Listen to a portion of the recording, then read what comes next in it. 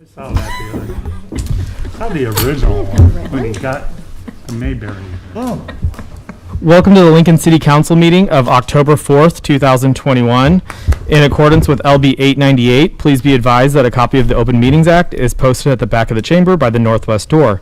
Let us all rise for the Pledge of Allegiance, followed by a brief period of silent meditation. I pledge allegiance to the flag of the United States of America and to the republic for which it stands, one nation, under God, indivisible, with liberty and justice for all.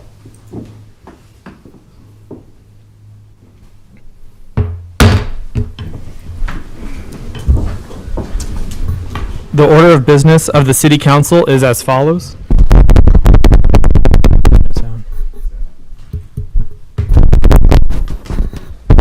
There we go.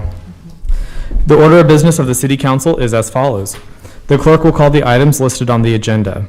Under public hearing, anyone wishing to speak on an item should come forward after the clerk reads that item. The council shall require any member of the public desiring to address the council to identify themselves, the name of an organization or group, including an address that you may be representing by such person or group, unless the address requirement is waived to protect the security of the individual. The applicant may then make one short rebuttal. Each speaker should begin by stating their name, address, organization, or group, and whether you are speaking in favor of or in opposition of the item. Testimony is limited to 5 minutes per speaker. After all public hearings, the council will vote on resolutions and items listed under third reading.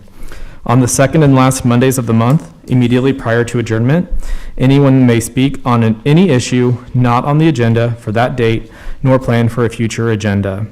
Before the clerk reads the first item of business, I would just like to recognize a distinguished guest that we have in our audience today, and that's Councilman Christensen. It's good to see you back. Welcome back to the chambers, Councilman. All right. Will the clerk please call the first item of business? Our first item of business is a notation due to Columbus Day, Indigenous Peoples Day. City Council will not meet on Monday, October 11th, 2021. Our first item on our agenda then would be our consent agenda, sections 1 and 2. Is there anyone that would like to speak on this item? Yay. Comes Mindy. Here comes. My name is Mindy Rush-Chipman. I'm the Director of the Commission on Human Rights, and I'm here today to introduce Devetta Nelson for appointment to the Human Rights Commission as our newest commissioner. Devetta has been a juvenile probation officer for a number of years, and before that she was actually a community resource personnel for the city of Lincoln. Before that she was in the medical field and just has a very diverse experience. And when I met Devetta for the first time in Lincoln leadership a couple years ago, I just knew that I wanted her on the commission, and so I'm very thankful that she agreed to serve in this capacity and that you all are considering her for appointment. Devetta, did you want to say anything? Well, thank you for those very kind words, Mindy. Good afternoon, Council. I would just like to say I really appreciate this opportunity. Being born and raised here in Lincoln, Nebraska, I'm definitely looking forward to this learning opportunity, and also just to be that voice to individuals who may not feel like they have one. So really looking forward to it. Thank you. Thank you so much. Are there any questions or comments from the council at this time? No. Okay, seeing none, thank you so much for your willingness to serve. Thank you. Yay. Thank you. Thank you. Yay. Is there anyone else that would like to speak on any of these items? Director Carey? I don't want to knock it off. David Carey with the Planning Department. Would like to introduce Maribel Cruz and Rich Rodenberg, two individuals that I'm very pleased to have come forward and be willing to serve on our Planning Commission. And I think I'll have Maribel come up first, and you can have any questions or comments at that time, and then we'll have Rich come up. Thank you. Good afternoon. I'm Maribel Cruz. I am very excited for the opportunity to serve Lincoln in the Planning Commission capacity. I chose Lincoln as my home over 20 years ago, and I am so excited about the opportunity to invest in this city for the long term for the generations to come, because I truly believe this city is a magnificent place to live, and we can make it even more magnificent. Thank you so much. Are there any questions or comments from the council at this time? Okay, seeing none. Thank you so much. Yay.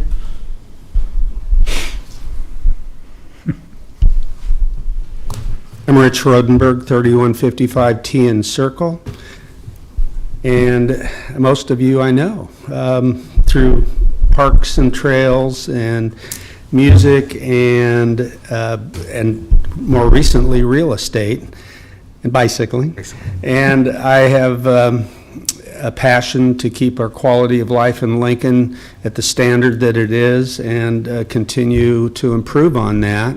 And I also, as a realtor, understand the need for more housing, especially affordable housing here in Lincoln and Lancaster County. So if you have any questions. Are there any questions or comments from the council at this time? Thank you. Thank you for your willingness to serve. Thank you. Thank you. Is there anyone else that would like to speak on any of these items?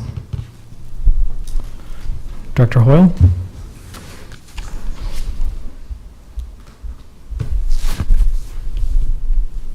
Good afternoon, Sarah Hoyle, Director of Lincoln Lancaster Human Services, and on the consent agenda is a copy of the Joint Budget Committee recommendations. These are the agencies funded through the city, and what this council has started doing along with our mayor's office is recognizing that nonprofits also have cost increases as well as city government does, and so allocating a 3.5% increase to them to allow for staff increases, operational costs, and so forth. So that is what is in front of you today. Thank you again for your continued support of these agencies. Are there any questions from the council at this time? Okay, seeing none, thank you so much, Director.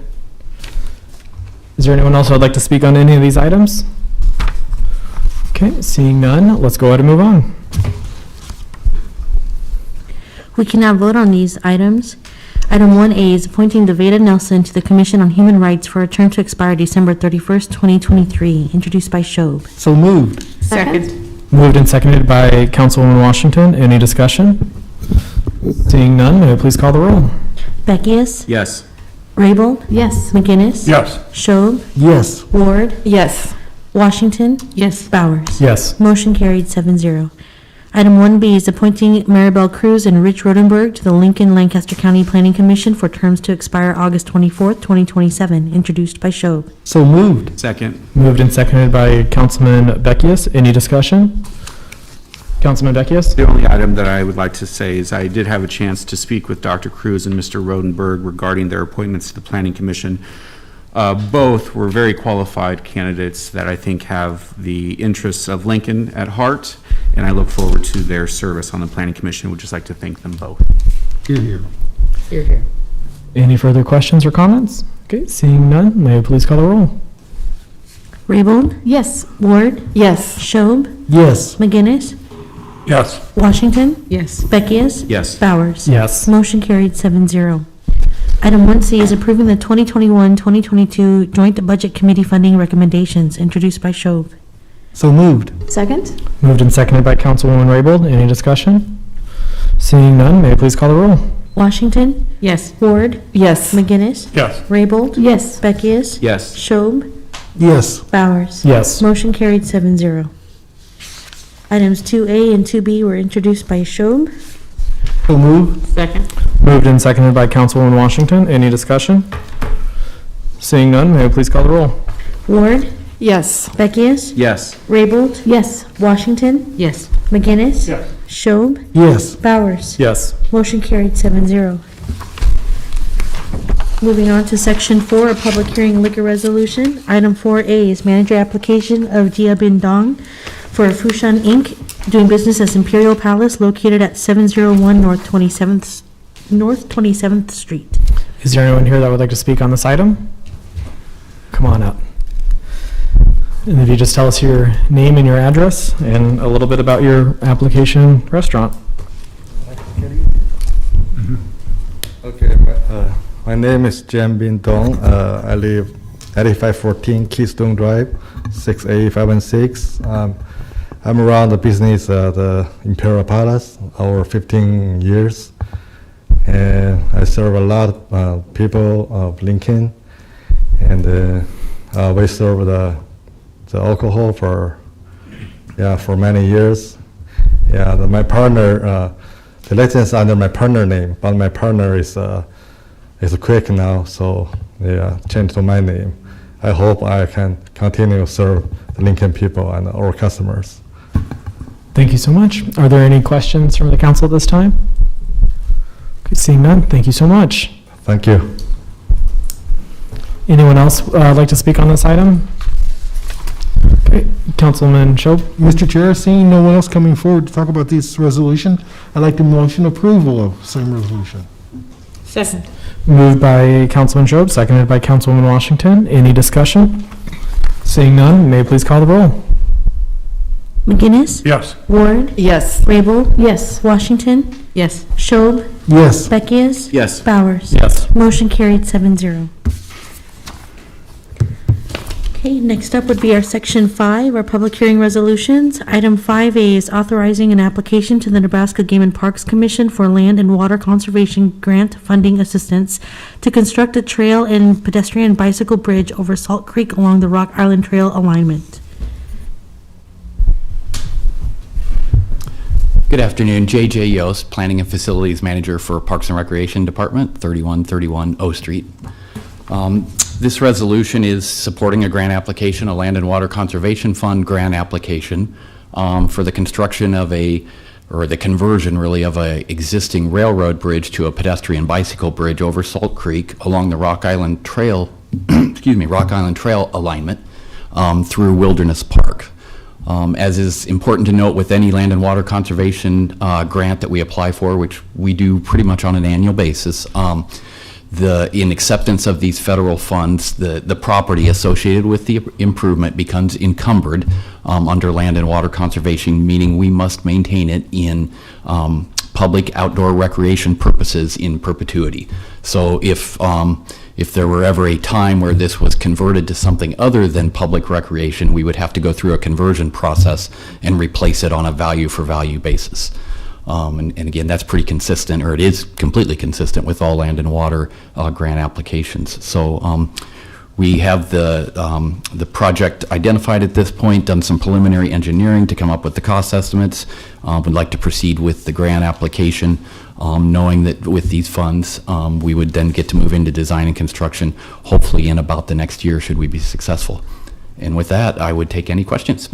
Are there any questions at this time? Councilwoman Washington? Thank you, Mr. Chair. Good afternoon, J.J. Yost. I was going to call you Mr. Yost, and I'm so used to calling you J.J., so pardon me. I would have looked for my dad, so. I had just a couple of questions. When do you think you're going to hear about the grant, if you're successful? Good question, but typically on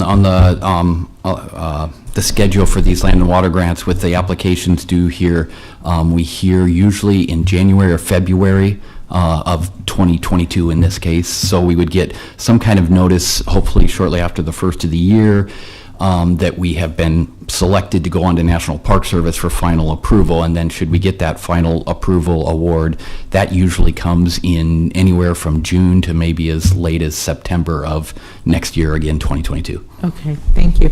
And I have another question. This has to do with having to maintain these lands in perpetuity and public outdoor recreation.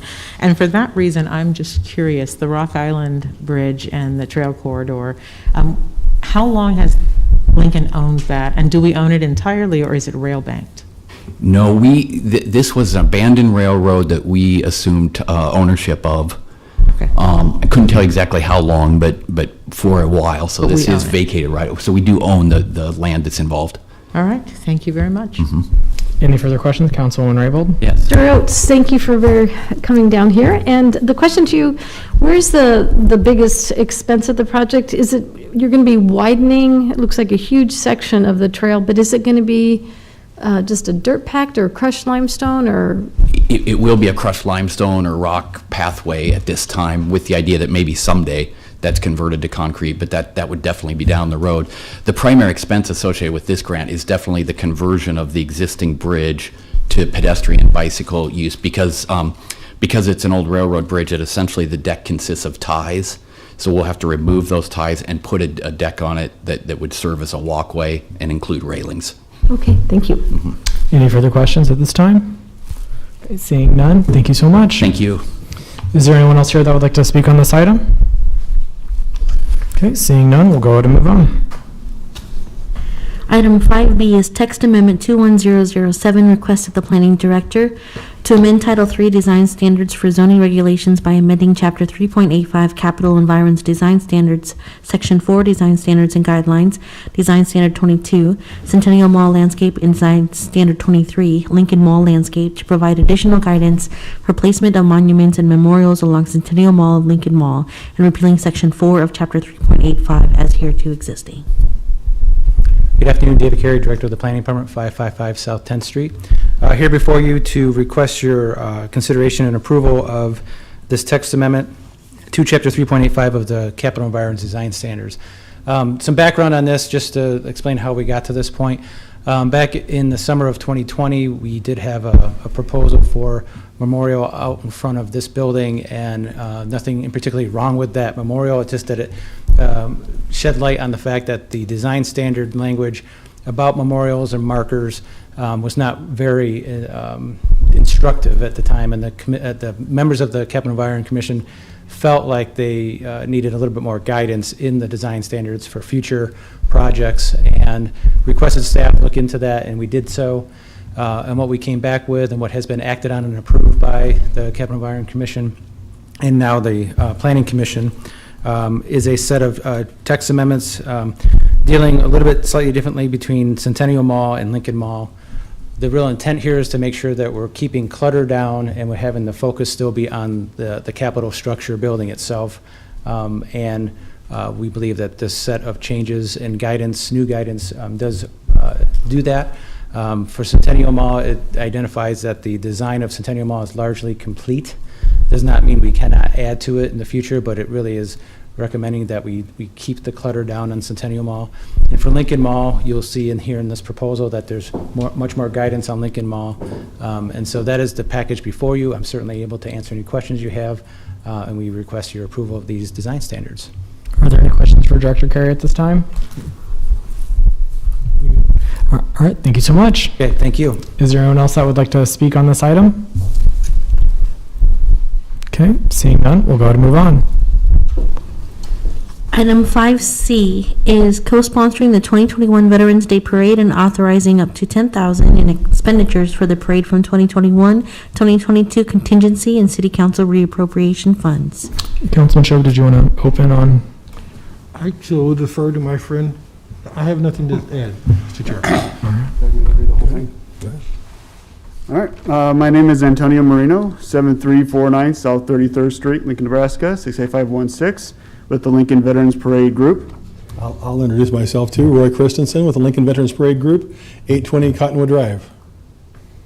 And I did prepare a statement in favor of this, if you'd like for me to read it.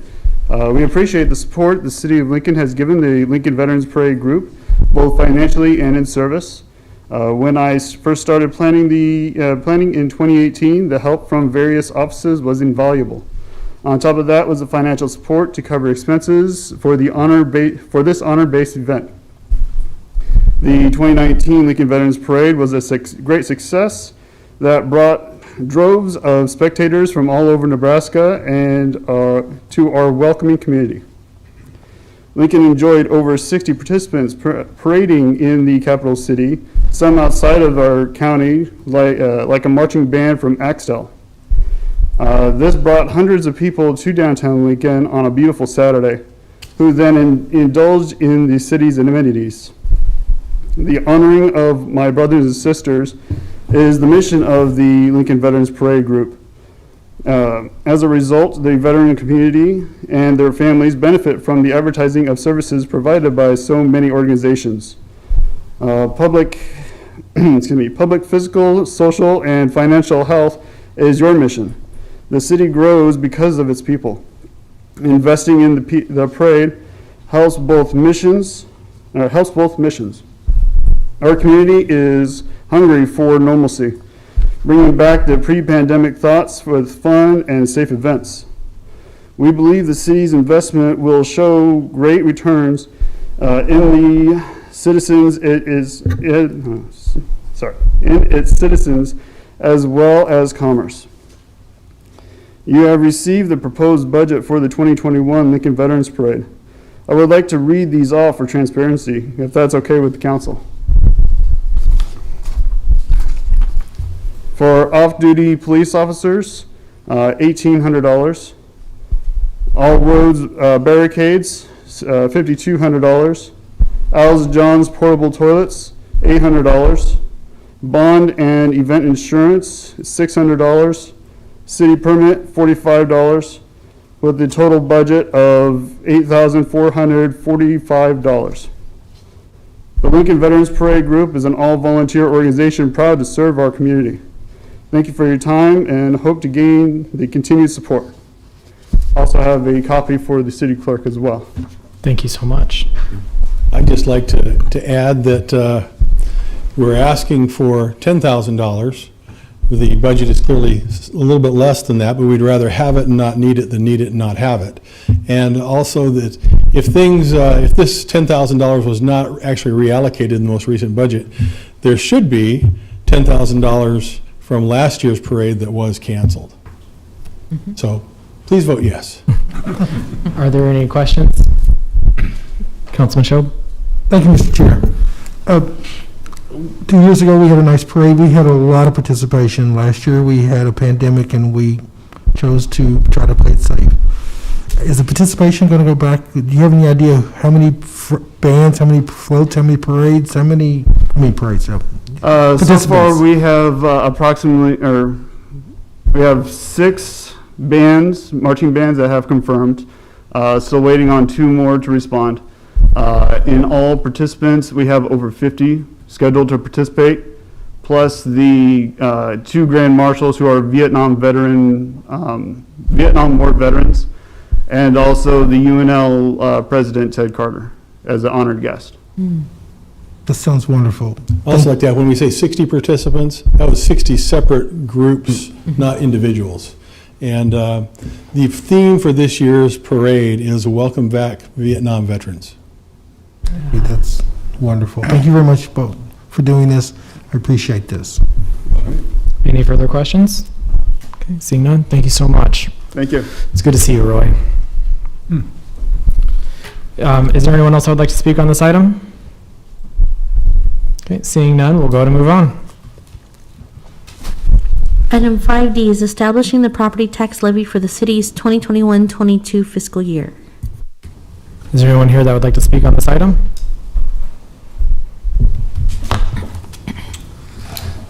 Chairman Bowers, members of the council, David Young, Finance Department, as I strip off my mask, forgive me. The item before you is a ministerial action by the City Council to set the property tax rate that matches the budget that was passed on August 23rd and that went into effect on September 1st. We are required by the city charter to set a rate that matches the budget that was passed. The rate for 2021 is a lower tax rate at 31.793 cents per $100 of assessed value. Are there any questions for Director Young at this time? Okay, seeing none, thank you so much. Thank you. Is there anyone here that would like to speak on this item? Okay, seeing none, we'll go to move on. Now vote on these items. Item 5A is authorizing an application to the Nebraska Game and Parks Commission for Land and Water Conservation Grant, funding assistance to construct a trail and pedestrian bicycle bridge over Salt Creek along Rock Island Trail alignment, introduced by Shob. So moved. Second. Moved and seconded by Councilwoman Raybold. Any discussion? Seeing none, may we please call the roll? Shob? Yes. Ward? Yes. McGinnis? Yes. Raybold? Yes. Beckius? Yes. Washington? Yes. Bowers? Yes. Motion carried 7-0. Item 5B is text amendment 21007, requested the planning director to amend Title III Design Standards for zoning regulations by amending Chapter 3.85, Capital Environs Design Standards, Section 4, Design Standards and Guidelines, Design Standard 22, Centennial Mall Landscape, and Design Standard 23, Lincoln Mall Landscape, to provide additional guidance for placement of monuments and memorials along Centennial Mall and Lincoln Mall, and repealing Section 4 of Chapter 3.85 as hereto existing, introduced by Shob. So moved. Second. Moved and seconded by Councilwoman Washington. Any discussion? Seeing none, may we please call the roll? Raybold? Yes. Washington? Yes. Ward? Yes. Schob? Yes. Beckius? Yes. McGinnis? Bowers? Yes. Motion carried 7-0. Item 5C is co-sponsoring the 2021 Veterans Day Parade and authorizing up to $10,000 in expenditures for the parade from the 2021-2022 contingency and city council reappropriation funds, introduced by Schob. So moved. Second. Moved and seconded by Councilwoman Ward. Any discussion? Councilman Schob? I get the honor of saying so moved, but I know all the members of our council are on board with this, and we all introduced this together. Thank you. Any further comments? Councilman McGinnis? Yeah, and just one thing I find amazing is that they can put on such a big, nice parade like this for under $10,000. And it just goes to show you the amount of volunteer work and such that goes on by the group and by the large amount of people that are involved in to make this happen. So, Any further discussion? Okay, seeing none, may we please call the roll? Raybold? Yes. Washington? Yes. Ward? Yes. Schob? Yes. McGinnis? yes. Beckius? Yes. Bowers? Yes. Motion carried 7-0. Item 5D is establishing the property tax levy for the city's 2021-22 fiscal year, introduced by Schob. So moved. Second. Moved and seconded by Councilman Beckius. Any discussion? Councilman McGinnis? Yeah, I'll be voting no on this because I voted no on the budget. And I was just reiterating that I'm not believing that we need to extract this much property tax from our citizens, since the property tax increase of over 11% as a total for the city. So I'll be voting no on this. Any further discussion? Councilwoman Raybold? As much as I agree with Councilman McGinnis on trying to get more of a property tax cut for our citizens, I will support this because it's a property tax rate reduction, and I think that's something that we all should celebrate. Any further discussion? Seeing none, may we please call the roll? Washington? Yes. Raybold? Yes. Ward? Yes. Schob? Yes. McGinnis? No. Beckius? Yes. Bowers? Yes. Motion carried 6-1, or, excuse me, 6-1. Item for section 6 would be our public hearing ordinances, second reading, and related resolutions. I'll be calling item 6A, approving the lease schedule number 2 and related documents to the master lease purchase agreement for lease purchase, financing of maintenance equipment in the amount not to exceed $714,284.64. Good afternoon, Chris Myers, Lincoln Parks and Recreation. I am the operations manager. Yay. We are coming to you this afternoon. We are continuing a standard practice that we've used for years of using a lease purchase agreement or approach to acquiring equipment for the golf program.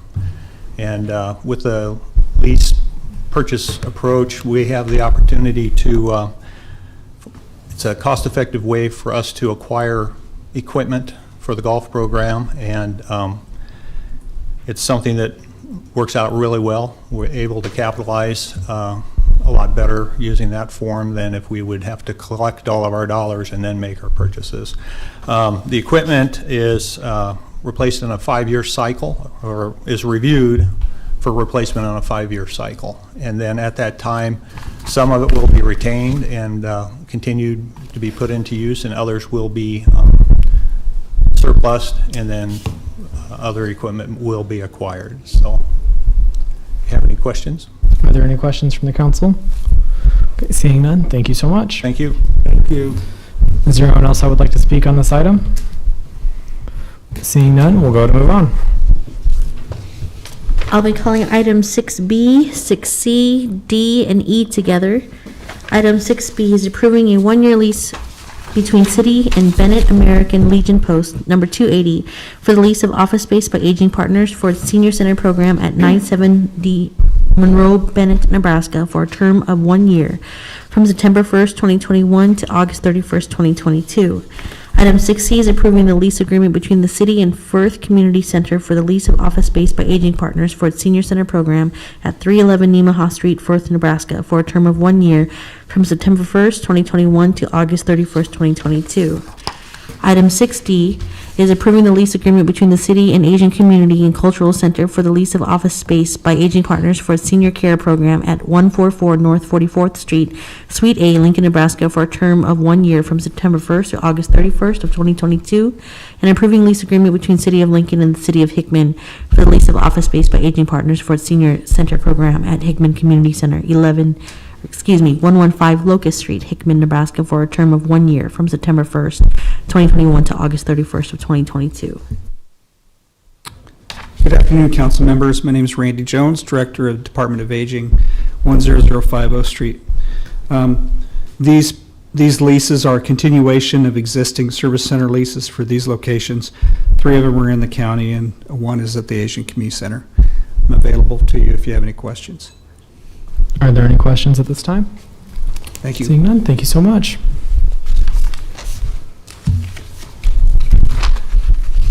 I'll be calling items 6F, G, and H together, approving the Gatehouse Road redevelopment agreement between Gatehouse Row LP and the City of Lincoln relating to the redevelopment of the property generally located at R Street, Vine Street, and 36th Street, amending the fiscal year 2021-2022 CIP to authorize and appropriate $2 million in TIF funds for the Gatehouse Road redevelopment project, and also authorizing the issuance of tax allocation bonds for the Gatehouse Road project in the amount not to exceed $2 million. Good afternoon, Dan Marvin, Urban Development, 555 South 10th Street. I want to begin my comments to just address some issues that came up last week when we were discussing the plan amendment. The issues were parking and traffic, and I had some numbers that I could share with you. There was a traffic study that was done.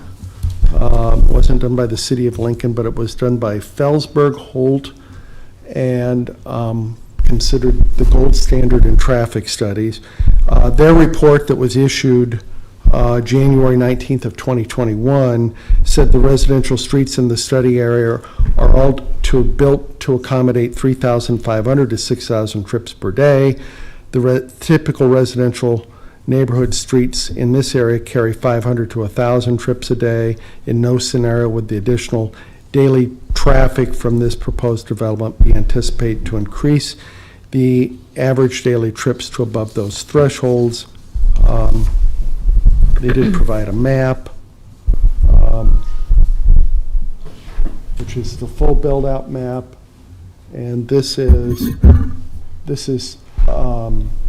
R Street, and the trip counts at full build-out would be at 520. The trip counts on some of the other residential streets would be well under 1,000 trips a day. And of note, if you go west of 33rd Street, some of the other streets carry volumes that are equivalent or a little bit higher. The issue on parking that was brought up, number of parking stalls that this project is going to build. These are off-street parking stalls, which you can kind of see if I zoom in maybe. The project will build parking on its own site. The total number that it will build would be 145. There's 98 units that are being built. That's a 1.48 parking ratio. Earlier this year, there was a zoning change, and this is very consistent with that zoning change of 1.5 parking stalls per dwelling unit. So I think we've addressed parking issues. The only other comments that I think that this particular project really does a number of public improvements that are, I would consider to be off-site public improvements. The 2 streets, this street here, which is Q Street, and this section of 36th Street, those are gravel streets. I think everybody that's on council is aware of the difficulty of trying to pave gravel streets. These are streets that would have been annexed in a long, long time ago, and city policy really does not allow for those streets to be paid for other than through using an assessment district of the property owners in that area. This particular project is using the tax increment financing dollars to pave these streets here, which I think is a is a major improvement for the neighborhood. The project is also going to put in the sidewalk that will run along the east side of 36th Street, and the project will do an upgrade on the water line from a 4-inch water line to a 6-inch water line. The other stuff that I could mention, I think Mr. Houston is here, he can certainly go over these, but I think that this has been, the point that I would mention is that projects like this that are apartments, that are low-income housing tax credit type projects, have numerous pieces of agenda that come before this body. Not only do we have the plan amendments that we've had intent resolutions on bond issuance, we've had, and we will have a housing bond that is on first reading that will be at your next meeting that we'll be discussing. So I think one of the reasons these are complicated projects, but their Affordable Housing Action Plan indicated that the City of Lincoln has not done many of these kinds of projects in the last 15 years. And, I'm very pleased that I think 2021 may mark that we will have done 3 tax credit projects in 1 year, when the prior 15 years we had done very few. So I'll end my comments there and open it to any questions that you might have. Are there any questions for Director Marvin at this time? Okay, seeing none, thank you so much.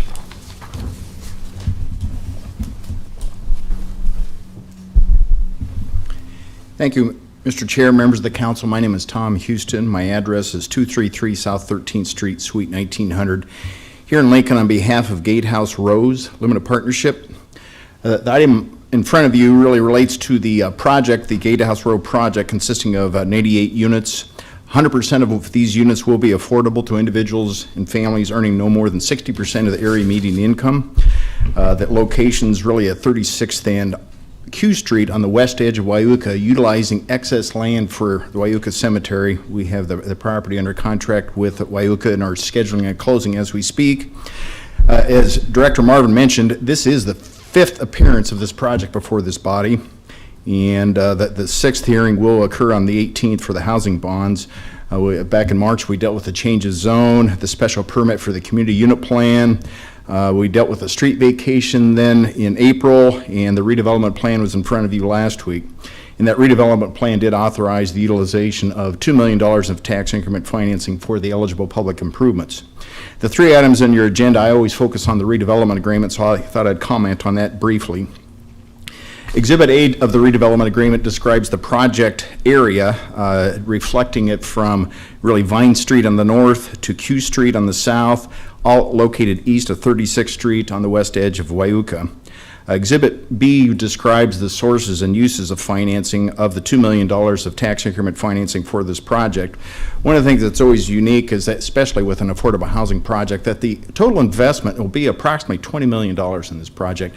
But if you look at the valuation and the mechanisms used to derive the projected tax increment financing, we value the project at approximately $8.25 million, and that's a substantial discount, but it's based upon the restricted rents, and it's according to a statutory formula to come up with a valuation, a fair valuation based upon the restricted rents. So utilizing that restricted rent formula, we have then projected that the project can support a $2 million tax increment financing. In this project, this area does qualify for the extremely blighted designation under the community development law, and thus that carries with it the 20-year capture period.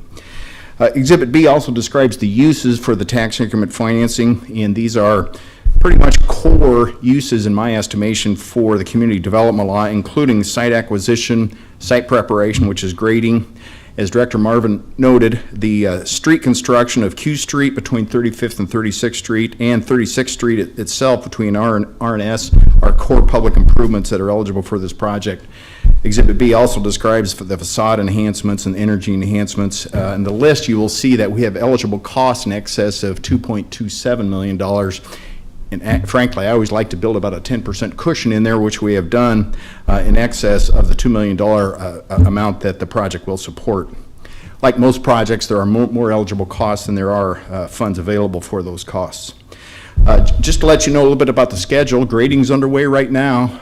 Some of the preliminary grading, that one of the primary objectives for this fall is really to get the street construction started and hopefully get footings and foundations in yet this fall before the weather turns on us, so that framing and construction can continue through the winter months.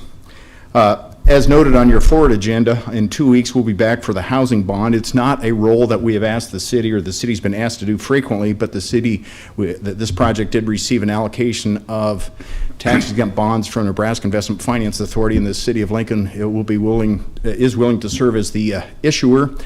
Really, it's a conduit issue, and your bond counsel is here to answer any questions about that, but no liability for the city. It's really based upon the revenues of the project, and that will be on your agenda for the 18th. And with that, I would like to ask for your support of the redevelopment agreements in front of you, and if you have any questions, I'd be more than happy to try to answer them. Are there any questions for Mr. Houston at this time? Okay, seeing none, thank you so much. Thank you. Is there anyone else here that would like to speak on this item? Okay, seeing none, we'll go to move on. Okay, I'll be calling items 6I and 6J together. Change of zone 21032, application of High Bar Properties LLC for a change from R2 Residential District to O2 Suburban Office District on property generally located at 2152 South 56th Street, and the related conditional zoning agreement between the city and High Bar Properties LLC. Good evening. Afternoon, evening. Afternoon. My name is Ann Post. I'm an attorney with Baylor Evans Law Firm. I'm here today on behalf of High Bar Properties in support of this change of zone. This is a change of zone from R2 residential to O2 office. This is in conformance with the comprehensive plan. Here's a map, if we can get it to show, and was approved unanimously by the Planning Commission. You can see that it is right next to an O2 district, and upon the Planning Commission or the Planning Department's request, the parcel just to the north was included in this change of zone so that it would be contiguous O2 next to the R2 residential. The purpose of this is to convert the existing house into an insurance office use with potential for a residential unit there as well. And then as part of the conditional zoning agreement, the property owner has agreed to pave that portion of the alley, well, to relinquish access to 56th Street per the access management policy, and to pave that portion of the alley leading to the back entrance to their property. So with that, I'm happy to answer any questions. Are there any questions for Ms. Post? Councilwoman Washington? Thank you, Mr. Chairman. Good afternoon, Ms. Post. I have a question. I drove past this area, and first let me thank your client for increasing the size of the O2 area. But I looked at the business just north of your client, and it looks like the parking lot belongs to them. Who does the existing parking lot belong to? Right, so there's the commercial development at the corner of, I think that's 56th and South. The filling And station. then just south of that is, if my memory serves me, it's some sort of barber shop or hair salon. There is parking in the back that serves that use. At least that's what I can tell from the aerial photo. That's in the back. Just south of that is a parking lot. My understanding is that's a parking lot by special permit in the O2 district that is owned by Hampton Enterprises. And so they own the commercial development on the corner of 56 and South. And then so my client would own that parcel just south of that, and then parking would be in the back off the alley. In the back, okay. Well, I was curious about the ability for folks to move from parking lot to parking lot. I guess they can go up the alley so that we don't have, so it's not a game of maze where you pull into a parking lot that you think is correct and then realize you have to back out again and drive around. They'll be will they be connected? Will they be, is there an opportunity for them to be connected so people don't have to constantly back out and come back in again? Yeah, so the parking for this property, the parking that is going to support this change of zone in the use is going to be the parking on the east side connected to the alley. Is there interest in perhaps working with Hampton to have some sort of joint parking agreement? Yes, but that'd be something that would be private between the individuals, because it makes practical sense more than because it's required by zoning or the use of the property. Right. So yes, there's interest in that, but that's something that we would have to handle privately. Okay, thank you. Any further questions for Ms. Post? Okay, seeing none, thank you so much. Thank you. Is there anyone else here that would like to testify on this item? Okay, seeing none, we'll go ahead and move on. I'll be calling items 6K and 6L together. Change of zone 21030, application of Lee Douglas Property Management for a change from O2 Suburban Office District to B3 Commercial District on property generally located at 4821 Lowell Avenue, and the related conditional zoning agreement between the city and Lee Douglas Property Management. Is there anyone here that would like to speak on this item?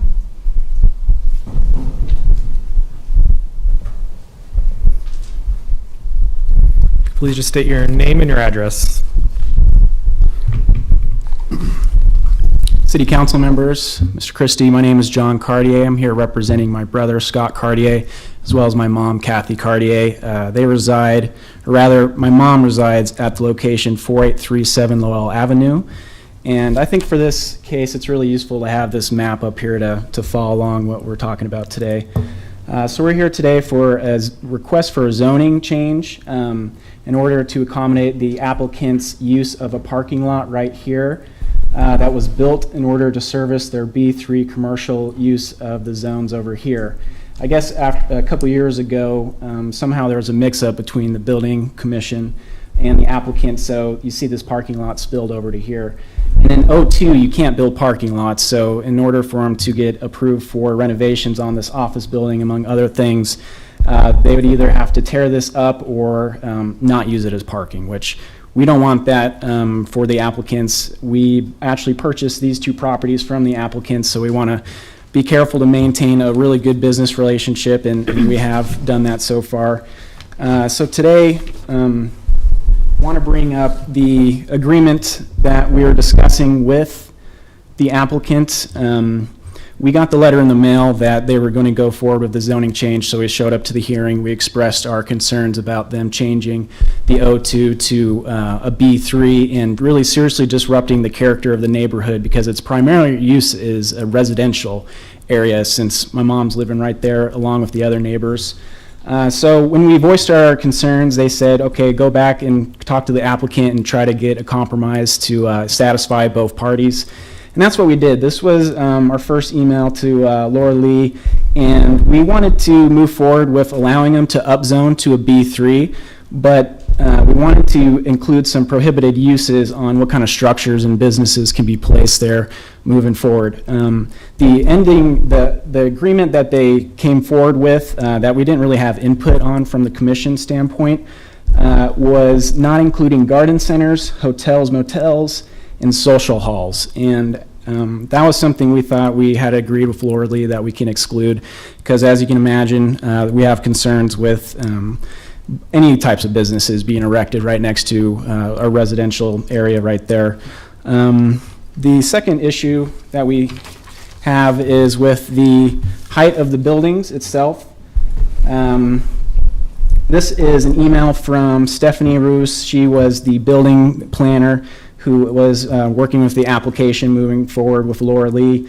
And you see some of the options she gave her that we could do was to follow the O2 district requirements that would require a 28-foot height limit, as well as the one up here that would require a 35-foot height limit. The building commission went ahead with allowing a 35-foot height requirement, which was something we didn't agree with as well, because our O2 right next door to them is restricted to a 28-foot. So in summary, we have issues with the B3 uses, the garden centers, the hotel, motels, and social halls being allowed to be used on the property, and then the height restriction not being at the 28-foot level, which would conform with the rest of the residential area. So in closing, I'd really like to state that we want to work with the applicant as much as possible to give them what they want, and that is to allow parking to be constructed on that lot. But what we're not comfortable with is disrupting the character of the neighborhood, allowing encroaching of a commercial district onto a residential area. And that is our comments. Thank you. Are there any questions at this time? Councilwoman Washington? I just have a couple of questions so I can get myself like fully on board here. I'm trying to understand. Yeah. So this did not come to us as an appeal. So you're here to speak against this? Correct. Okay, so speaking against the change of zone and the zoning agreement, both? Yeah, but if it's possible to include the conditional use permit, to include the garden centers, the hotel motels, and social halls, if that could be added in somehow from the city council's level, we would be very happy and would not protest this decision, as well as keeping it at the 20-foot height limit. So those two separate issues, if that can be included with the conditional use permit, then we would have no objections to both items on the agenda. Okay, thank you. Director Curry, do you want to?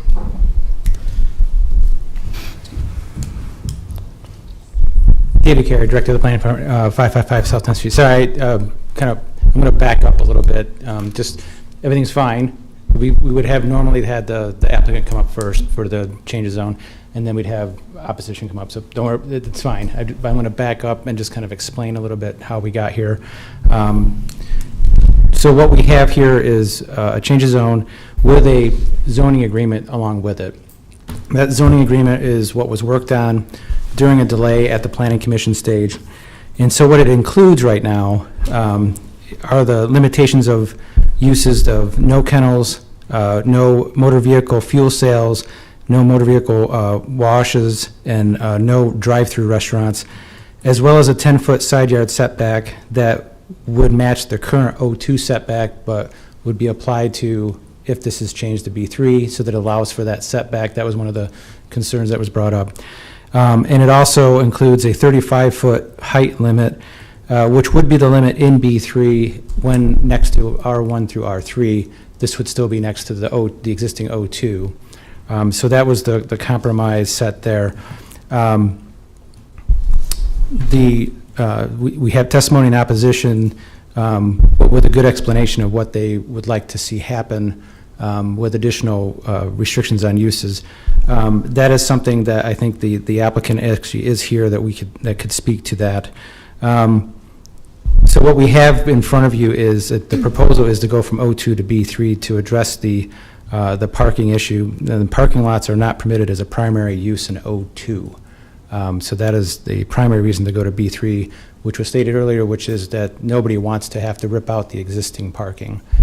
So we're very close to having an agreement here. So I think what we're talking about is a request for the change of zone with a workable zoning agreement. The staff feels like that what's before you on the zoning agreement is a good solution. So which is what I just walked through.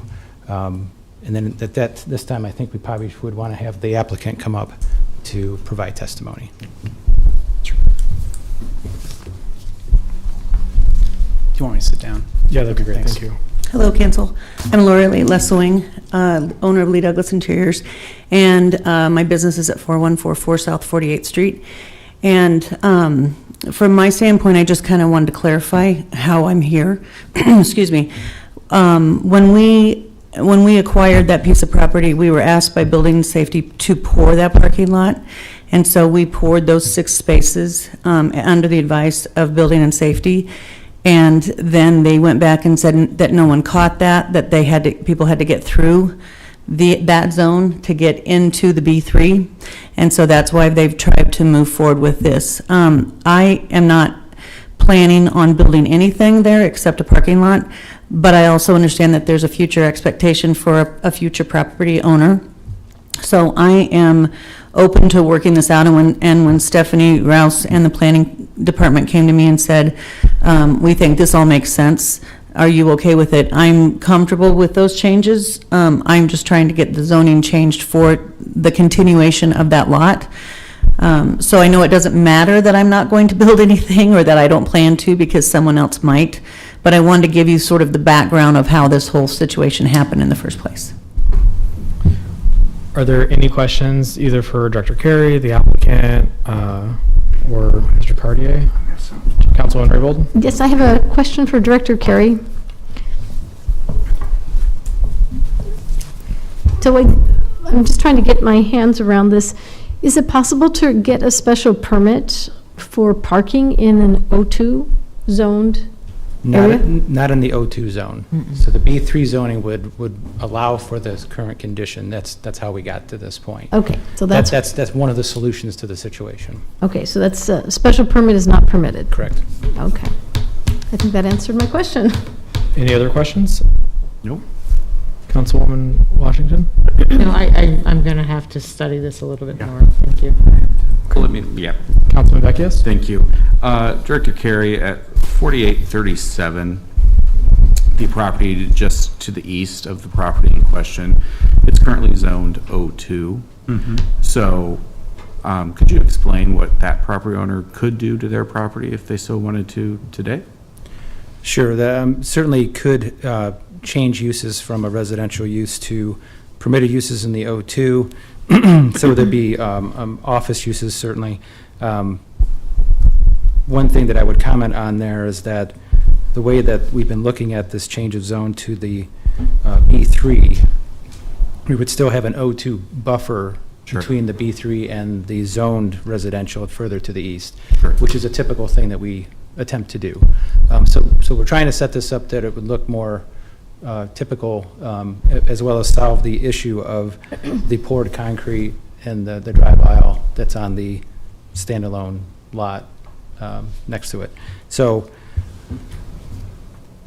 I suppose I would suggest maybe a conversation about the additional restricted uses as part of a zoning agreement if the applicant was open to that in order to get approval. That's what I heard. Let's think of what I'm hearing right now. From what I understood last time, if I can add something, and I understand the position of the Cartiers, but from what I understand, there isn't room. The reason they left most of that out is because there isn't room for a motel. There isn't room for a drive-through. There isn't room, so that it's sort of an obsolete issue from that standpoint, which is why they left them in, because the lot is too small to accommodate any of those items. But I don't know again how that represents it going forward. Yeah, I would agree that the reason why planning staff did not recommend including hotels, motels, social halls, and garden centers is because the physical footprint of the property is not such that it would allow for that to happen in a reasonable sense. That is the reason why they're not listed in the zoning agreement at this time. Councilwoman Washington, to do a Councilwoman Raybold. I'm resetting the stage for myself. Ms. Lessing, you own the business that we're talking about that's got the 6 parking spaces? Yes. And you own the lot just east. So what's going to be changed to O2? So it looks like it's yard. And I understand and believe you completely when you say that you're not going to build anything else. You're just trying to get a parking lot legally situated so that people can park and shop. Do you own the property to the east that looks like a large house? No, that is what I sold the Cartiers. That's what the Cartiers Yes. own. Okay. All right, thank you.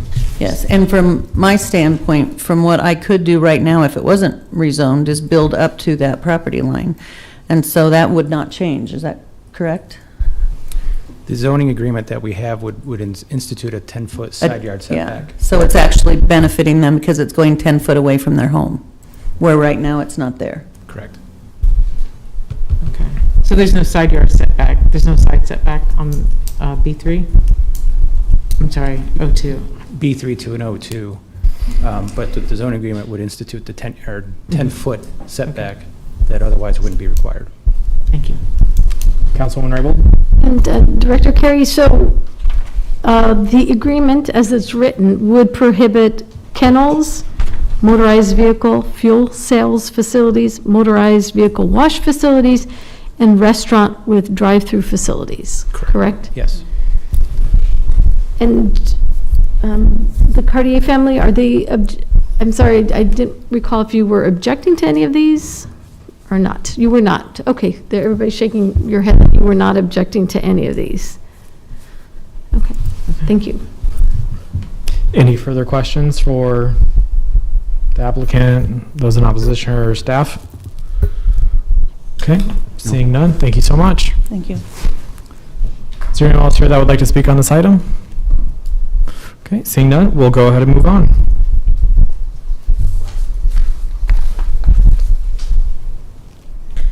I'll be calling item 6M, amending Lincoln Municipal Code Chapter 14.70, excavations to require no less than 48 hours notice to the Transportation and Utilities Right-of-Way Division prior to beginning excavation, requiring all work be done pursuant to the City of Lincoln standard specifications, standard plans, and traffic control guidelines, and requiring permittees to provide a 2-year warranty on the work, and repealing sections 14.70.010, 14.70.030, 14.70.040, and 14.70.050 as hereto existing. Good afternoon, Mr. Chair, council members. Tim Byrne, Lincoln Transportation, Street Superintendent. This amendment to LMC reflects a change in the authority to perform work related to excavation permits. Under the current code, anytime we backfill, anytime a permitted contractor pulls a permit for a utility excavation within the right-of-way, city forces must backfill that hole as well as reinstate the surface of the roadway. So what this amendment does is it removes that requirement that that work be performed by city forces. By having that requirement of city forces in there, we create overlap and redundancy in crews that respond to a particular work site. We also delay the amount of time it takes. We add to the time it takes to complete work on those areas. Furthermore, removing this requirement also grants those permittees, local qualified, competent contractors, more authority over their work, over their scheduling, over their costing, and will help us to streamline operations out in the field, and of course allow our city forces to stay mission focused on their other endeavors that they need to do to keep the streets maintained.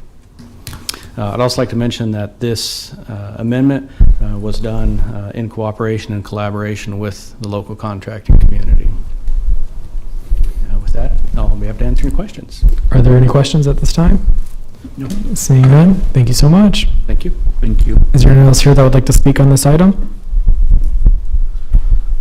Okay, seeing none, we will vote on all of these items at our next meeting, which will be October 18th. Let's go ahead and move on. Item 7A is change of zone 21031, application of Anderson Homes, Inc. from AGR Agricultural Residential District to R3 Residential District on property generally located at 2701 West A Street, introduced by McGinnis. So moved. Second? Moved and seconded by Councilwoman Raybold. Any discussion? Seeing none, may you please call the roll? Raybold? Yes. Washington? Yes. Ward? Yes. Schob? Yes. Beckius? Yes. McGinnis? Yes. Bowers? Yes. Motion carried 7-0. Item 7B is approving a conditional zoning agreement between the city and Anderson Homes, Inc. for property generally located at 2701 West A Street, introduced by McGinnis. So moved. Second. Moved and seconded by Councilman Beckius. Any discussion? Seeing none, may you please call the roll? Raybold? Yes.